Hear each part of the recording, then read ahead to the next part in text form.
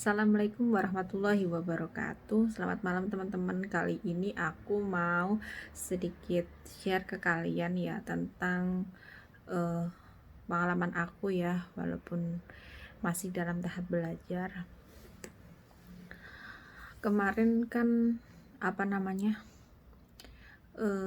nenek aku sempat dirawat di rumah sakit dan aku baru pertama kali ngerawat gitu ya. Sebelumnya kan memang dia sehat walaupun dia dipapah kayak gitu jalannya ya. Terus sempat gugup, sempat macam-macam lah ya, namanya belum punya pengalaman. Tapi ketika kita selalu berdoa, alhamdulillahnya pasien sebelah saya atau yang rawat dia kebetulan satu daerah sama saya. Terus dia berbagi pengalaman dia dan juga dalam kinerjanya merawat. Kebetulan dia sudah 14 tahun teman-teman ngerawat lansia ya. Dan di situ aku sangat berterima kasih sekali. Di sini benar-benar teman-teman. Jadi teman-teman yang misalkan nih sedang proses atau masih di di PT gitu ya, maksimalkan belajar kalian tentang bahasa ataupun cara kerja menjaga lansia itu sendiri. Namun untuk terkadang kan memang jauh dari jangkauan kita. Kadang ada yang memang lebih berat, ada lebih ringan, bahkan sangat ringan kayak gitu. Apapun itu, namanya kita udah niat kerja ya di luar negeri, itu harus siap apapun yang terjadi. Seperti aku nih, aku bener-bener nol teman-teman, nggak ada pengalaman. Tapi kalau kita bekerja dengan hati tulus, ikhlas gitu ya, apapun kita akan bisa melaksanakannya. Nomor satu adalah doa, positive thinking. Walaupun kita sudah benar-benar kadang ya putus asa, tapi Allah mampukan itu. Yang pertama, kayak aku nih, aku nggak bisa kerja gesit, tapi aku bisa rapih dan bersih. Walaupun aku itu lama, tapi teman-teman, kita berdoanya berarti minta supaya atasan kita atau yang mempekerjakan kita itu sabar sama kita kayak gitu. Dan kita harus belajar adaptasi, memahami karakter mereka. Yang pertama adalah, kalau kita menjaga lansia ya, kita harus sehat pribadi dulu ya, terutama pola makan yang benar kayak gitu. Emang aku juga nggak benar pola makannya, tapi yang jelas minum air putih yang banyak. Soalnya kalau enggak itu pinggang kita terasa sakit teman-teman, karena kita kan setiap hari itu memapah ataupun ngangkat-ngangkat gitu. Beban setiap lansia itu kan berbeda-beda ya teman-teman. Itu pasti kurang tidur, pasti kurang tidur, kadang kita juga telat makan gitu. Terus harus benar-benar menjaga dia 24 jam. Yang pertama diperhatikan adalah satu, pastikan kalau misalkan kita nih mau bantu dia mandi nih, pastikan dia dalam posisi badannya nggak anget, terus nggak panas, terus dia benar-benar sehat ya, baru kita mandikan dia. Kalau masih sehat biasanya aku di kamar mandi, aku suruh duduk di WC duduk ya kalau aku bilang itu. Nah, pakai shower gitu yang cepat teman-teman, maksudnya cepat dalam arti kata agar dia tidak kedinginan, jadi cepat-cepat. Dan nomor satu, jangan sampai dia itu terpeleset. Nah, keringkan dengan handuk biasa ya, langsung pakai baju dengan rapi gitu. Lalu kita papah dia, duduk di kursi roda, dan di ruang tamu kita bantu nonton TV ya. Setelah itu kita bisa bantu masak untuk makan malam, siang, sore kayak gitu. Yang penting nenek kita udah rapi dulu, udah wangi, udah bersih kayak gitu. Terus kalau misalkan nih, ini kita udah pernah dirawat, tentunya kita menjaga dia dengan sangat hati-hati dan sangat baik ya teman-teman. Mungkin nggak setiap hari kita mandikan, 1 hari 2 kali, bahkan mungkin 2 hari sekali kayak gitu. Kita juga kerja harus inisiatif teman-teman. Terus modal kunci utama adalah satu, kita jangan merasa jijik atau gimana. Anggap aja itu orang tua kita atau nenek kita atau kakek kita kayak gitu ya. Positive thinking aja gitu.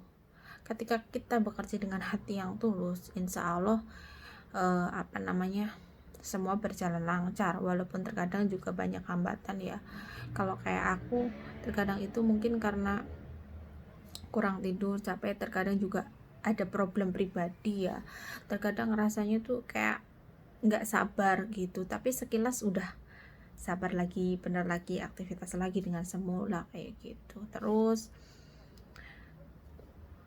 beberapa hari sekali boleh ya teman-teman. Kalau memang kondisinya dia sehatnya baik, itu 1 hari 2 kali boleh diseka ya kalau aku bilang, atau dilap badannya, nggak perlu mandi. Kalau misalkan ada keluar, kalau bos aku tuh baik ya, jadi kalau misalkan mereka menjenguk nenek bisa bantu aku kayak mandi kamar mandi atau apa. Tapi kalau nggak ada ya kita seka atau lap badan dia semua kayak gitu, separuh ya teman. Separuh baju dibuka, dilapin badannya separuh, dihembodyin semua kayak gitu. Kenapa dihembodyin? Karena agar badan dia tuh tetap lembab dan nggak gatal-gatal teman-teman. Jangan lupa kalau makain baju ya, misalkan nih kayak nenek aku ini kan tangannya udah patah gitu ya karena jatuh, jadi kita pakaiin di tangan yang pernah jatuhnya sakit dulu, pakain dulu, habis itu baru tangan yang nggak sakit gitu. Jadi untuk mempermudah masukin bajunya kayak gitu. Terus jangan lupa teman-teman, kalau misalkan kita kasih minum nenek itu pakai kayak apa, kalau kita itu kalau bahasa sininya, bahasa medisnya kalau nggak salah ya, itu selang nasogastrik, atau kalau kita bilang kayak suntikan, kan kayak alat suntik gitu, namanya apa ya, selang NGT gitu teman-teman. Nih aku kasih tahu nih, seperti ini ya teman-teman tuh. Nah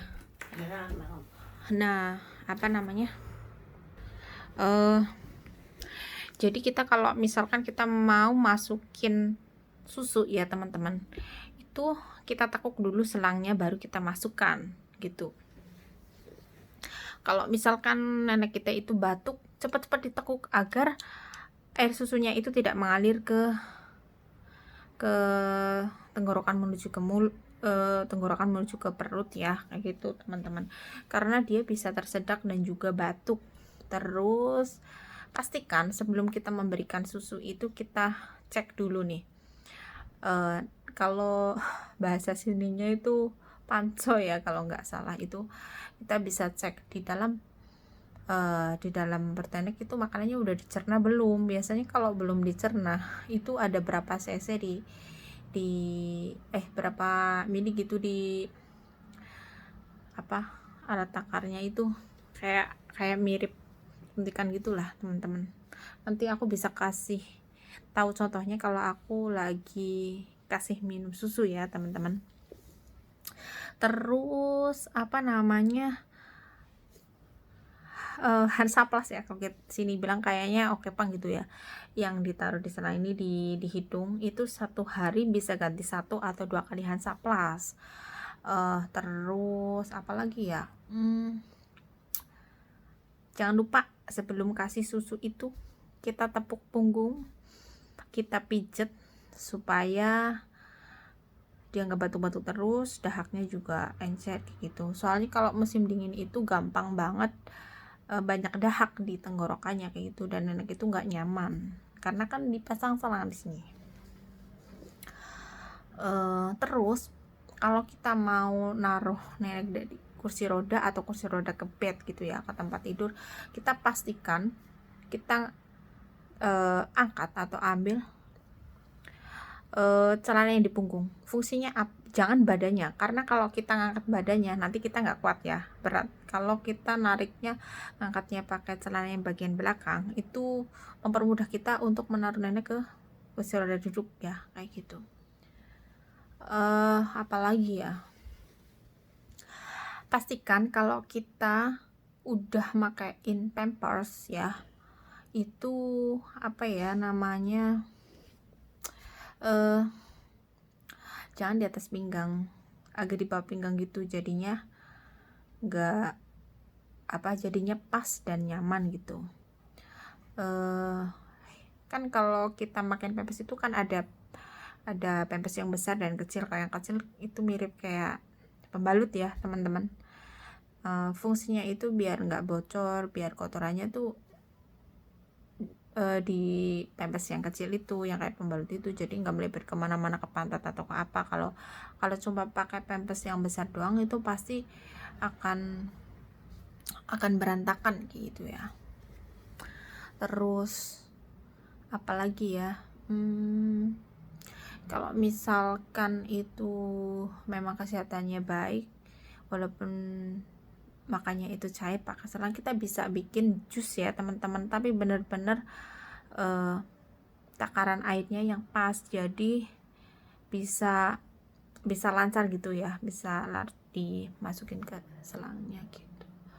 Apalagi ya, pastikan kalau kita mau mengelap badan atau menyeka, jangan lupa itu peralatan apa yang digunakan, itu kayak handuk, kayak misalkan itu minyak wangi, atau tisu basah, tisu kering, baju teman-teman, sisir, terus apalagi ya, kalau di sini itu pen ya, atau baskom yang buat mandi itu. Kalau aku di sini kata teman gitu ya, disaranin mending pakai air hangat aja gitu, karena kadang kalau pakai sabun doang, kadang kalau nggak bersih itu bisa gatal-gatal. Yang penting pakai air hangat, di hand body ini rata itu bersih, wangi pasti gitu. Terus kalau misalkan nenek kita tidur nih, kita ikut tidur teman-teman, jadi saat dia terjaga malam, pagi atau siang, kondisi dia nggak rehat, kita juga ikut fit, walaupun jarang ya. Kayak aku sendiri, kalau misalkan aku lagi sakit fit juga tetap kita harus di garda depan menjaga dia, karena itu sudah pekerjaan kita, tapi panggilan jiwa juga ya teman-teman. Bersyukur aku di sini bosnya baik, walaupun memang aku nggak dapat libur, tapi alhamdulillah kayak buah, sayur, atau snack apa atau apa, aku nggak kurang ya teman-teman. Jadi semangat, terus jangan lupa berdoa. Kalau misalkan bos kita toleransi kita ibadah, gunakan ibadah kita semaksimal mungkin, sehusuk mungkin ya teman-teman. Nomor 1, jaga kesehatan, kalau bisa minum vitamin. Kalau yang belum bisa libur, jangan berkecil hati gitu ya, walaupun pas yang libur nggak libur juga kadang plus minus ya teman-teman, kita ambil hikmahnya aja. Mungkin kalau yang nggak boleh libur itu agar kita itu tidak terkontaminasi pergaulan yang nggak baik, atau biar kita nggak boros, atau biar kita lebih fokus dan lebih keluarkan banget gitu ya sama atasan kita, kayak gitu. Terus apalagi ya, jaga diri baik-baik. Kita datang ke sini niatnya apa, dan berharap berhasil ya, pulang dengan baik. Positive thinking, semangat. Terus apalagi, jaga kebersihan terlalu ya, karena kita itu kan merawat, jadi kita harus sehat dari kemana atau apapun itu harus bersih juga ya. Nomor 1 kita bersih dulu, pasti nanti pekerjaan kita juga ikut bersih, ikut rapi juga, kayak gitu. Terus kalau misalkan kita nggak tahu nih, misalkan kita di rumah sakit itu ya, kayak aku kemarin kan bener-bener nggak bisa nih teman-teman ya, kadang kita juga harus ngeliatin gimana cara kerja suster juga, kadang juga nggak diajarin. Alhamdulillahnya kemarin aku ketemu hamba Allah yang baik banget ya, ngajarin aku bener-bener detail gitu. Walaupun aku masih banyak kekurangan sana sini, tapi dalam kurun waktu 1 atau 2 hari aku udah bisa, walaupun aku belum maksimal dan belum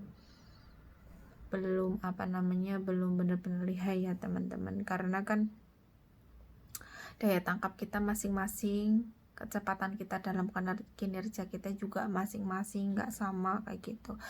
Yang penting semoga bos kita mengerti kekurangan kelebihan kita, saling support kayak gitu. Ya pastilah namanya manusia ya, ada kurang lebihnya ya, kita ambil positifnya aja walaupun terkadang itu berat. Terus apalagi ya, aku sungkan sih sebenarnya teman-teman, sebenarnya pengen praktek sih, tapi aku masih malu karena aku belum lancar juga gitu. Dan satu lagi,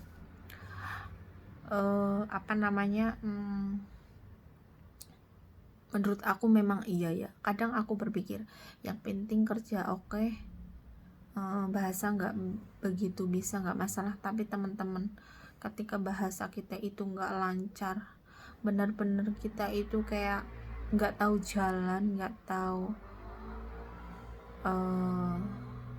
kayak nggak tahu arah gitu, nggak tahu apa yang maksudnya apa, kita jadi ngerasa kayak kita tuh jauh banget gitu, kayak kecil gitu di mata mereka gitu. Jadi bener-bener kita belajar bahasa ya teman-teman, apa aja gitu. Kalau di sini nomor 1 itu bahasa Mandarinnya ya, sama Inggris tuh nomor 1. Kalau kita Inggrisnya lancar, mananya nggak begitu, kita nggak akan tersesat jalan kemanapun kita pergi kayak gitu. Gitu aja ya teman-teman ya. Tetap semangat, selalu berdoa, semoga apa yang kita harapkan diijabah, dikabulkan sama Allah, terus selalu diberikan sehat, terus kita kerja dengan hati ya teman-teman, agar semua terasa ringan walaupun kita masing-masing punya problem. Jangan lupa nabung. Kalau misalkan tahun pertama itu belum berhasil, ketika kita dapat kesempatan kerja di sini, gunakan dengan sebaik mungkin ya teman-teman. Jangan lupa like, comment, subscribe, and share. Mohon maaf bila banyak salah. Terima kasih udah lihat video aku kali ini. Lain kali aku sambil praktek ya teman-teman, walaupun aku masih banyak kekurangan, setidaknya kita belajar bareng-bareng ya teman-teman, bukannya menggurui, tapi kita sama-sama belajar gitu, sama-sama berjuang, sama-sama berharap semoga Allah memberikan kita keberhasilan gitu. Bye bye.